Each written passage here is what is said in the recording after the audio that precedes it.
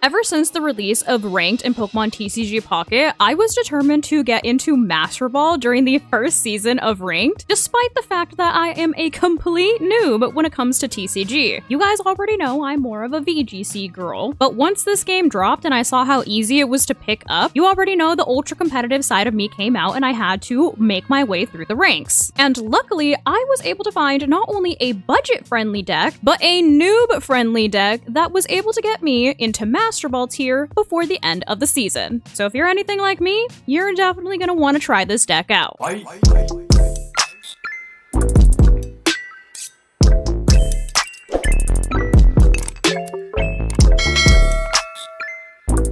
So here is the deck that I have been using in order to climb the ranks and get into Master Ball. I have named it the Meow Meow deck. However, the people that actually play like more competitively have dubbed it the Meow Zone deck. And this deck consists of 2 of the Meowscarada line. So you have 2 Sprigs, 2 Floragatos, and 2 Meowscaradas, and also 2 of the Magnezone line. So you have 2 Magnemites, 2 Magnetons, and 2 Magnezones. Other than that, it is going to be full support cards. You are going to want to use 2 Pokeballs, 1 Giant Cape, which does come in handy, especially against the more meta EX decks, like the Giratina and Darkrai decks, since you're just able to escape getting one-hit KO'd with either Magnezone or Meowscarada if you are able to attach a cape in front of them, so that you're able to either one-hit KO if you're able to find your red, or 2-hit KO if they happen to have something like a cape themselves, or you just can't find your red. You do also have 2 Professor's Research to help you find your evolutions. You'll see that there is no Pokemon communication in this deck, just because you do have to have 2 3-stage evolution lines, so that does take up a ton of room. But you do also have Sabrina to kind of cause disruption or force them to pull a different Pokemon to the active spot, maybe to avoid Rocky Helmet, or just maybe to get some good damage in on a Pokemon that has less HP or more HP, so that you're able to then use Cyrus if they try to retreat that Pokemon and bring it back so you can pick up your KOs. But the reason that I think that this deck has worked really well for me is because it is able to ramp up so quickly, despite the fact that it is a 3-stage evolution deck. And on top of that, it has 2 of them. Simply because if you're able to start with Sprigatito, for 1 energy, its attack Cry for Help allows you to find a random grass-type Pokemon from your deck and put it in your hand, which helps you find your evolutions much more quickly. And considering that it does have 60 HP, it is able to escape getting one-hit KO'd by things like opposing Skarmory decks that are able to do 50 damage right away if they're able to attach a tool. Granted, I have been running into a lot of Skarmory decks that have added a Giovanni, I imagine for this exact reason, but barring Giovanni, you are able to live at least 1, which should allow you to maybe find another Sprigatito to start building on the bench, or of course just find your Floragato and Meowscarada if you do have time to do that as well. As for the Magnezone line, of course, once you're able to evolve into a Magneton, you're able to create your own energy, so you don't really have to worry about feeding Magneton any type of energy, and you can focus on giving your energies to your Meowscarada line. This is also a deck that involves no coin flip, so it's super consistent, and you don't have to worry about leaving anything to more RNG than you have to, besides, like, of course, the initial shuffle of your deck. So let's see if we can use it to get these last 4 points that we need to finally get into Master Ball. Okay, we are starting second, but do we start with a good hand? Well, I mean, could have been worse. We could have started with the little magnet, so, but that's also not ideal. Of course, this match is against a Charizard deck. That is slightly concerning. Okay, let's see what we get here. We're gonna Pokeball. I always Pokeball first before I research, just so I can get a basic card, and then I'm more likely to get something useful or more useful with research.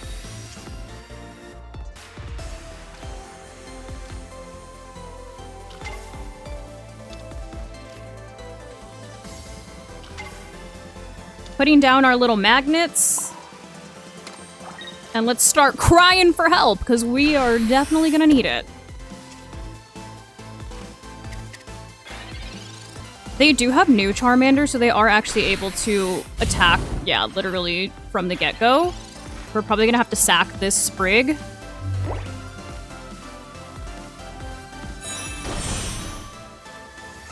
However, we can evolve.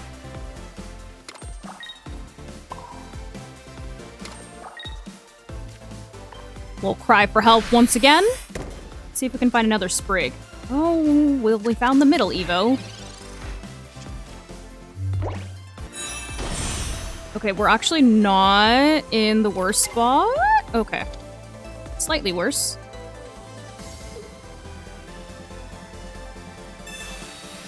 They are gonna Iono.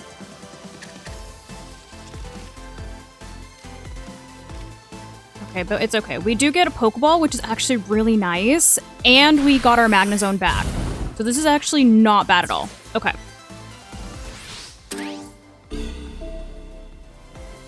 So obviously here we're gonna go ahead and promote Magnezone or Magneton. It'll be a Magnezone soon. We're gonna go ahead and Pokeball to get our last Sprig.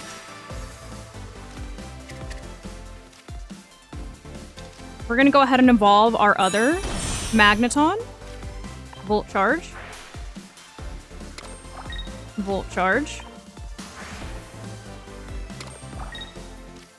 We evolve here. We give this energy to Sprig. And we go ahead and we take out the Charmeleon here. So now they are kind of more on a back foot just because they do have to start rebuilding a Charmander.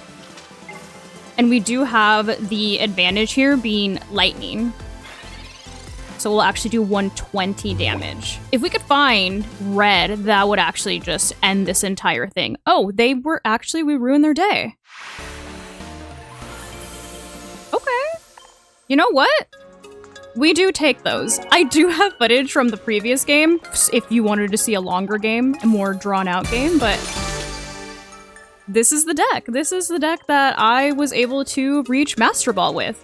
I think it's a great budget deck, and I think it's very consistent. It's a budget deck because it doesn't involve any EX Pokemon, and it's consistent because it is able to build up relatively quickly, especially because Magneton makes its own energy, so you only have to run grass energy with this deck and build your Meowscaradas. Granted, it does have its drawbacks, simply because it does have 2 Stage 3 evolutions, but it is able to ramp up relatively quickly, and it is kind of like a great deck into things that are a little bit slower to set up, like the Darkrai and Giratina decks, and it's able to do a little bit more damage than, say, other budget decks like the Skarmory Magnezone deck. Since with Meowscarada, if you do find yourself going up against EX decks, which you are going to see very commonly on the in-game ladder, it is able to do 130 damage for only 2 energy into EX Pokemon. Couple that with red so that you get 150 damage so you're able to one-hit KO things like Giratina, and you've got yourself a pretty menacing deck. But there you have it. That is the exact deck that I used in order to climb into Master Ball as a complete TCG noob. Leave a comment down below with what deck you're currently using if you're still trying to climb the ladder, or what deck you used yourself in order to get into Master Ball, since I'm sure people would love other options besides the deck that I shared today. But that's gonna go ahead and wrap it up for today's video. Hopefully you guys found this video helpful and entertaining, and if you did, I kindly suggest that you consider subscribing so that I can continue to make content for you guys. And if you were already subscribed and you would like another way to support the channel, feel free to check out the merch store. There is a link down below in the description that takes you to not only my merch store, but also all of my other socials so you can keep up with what I'm doing on a daily basis.